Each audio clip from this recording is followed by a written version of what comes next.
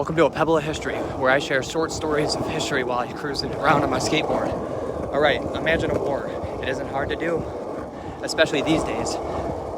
But this wasn't a war of the people, not of rebels, not of the card game. This was a war with birds. Australia, 1932. Farmers in Western Australia were losing dealing with these foul birds eating their crops. Thousands of emus, giant flightless birds, were storming their farmland like they owned the place.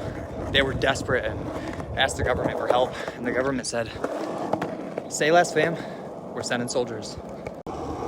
They rolled up with machine guns, as the military does, and prepared for operation, ready to fight birds. But emus had an advantage. They're fast, they're numerous, and they're smart. They'd shoot one, and 5 more would bolt. The army was being overwhelmed and just couldn't keep up. They didn't know what to do.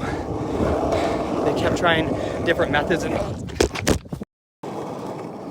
Fuck, man.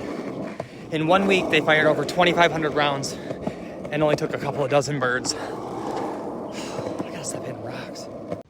You know when it's time to just give up?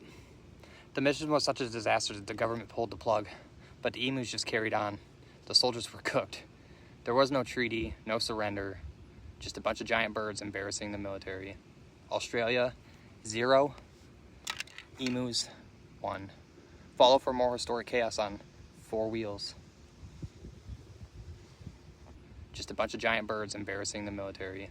Australia, 0. Emus, 1.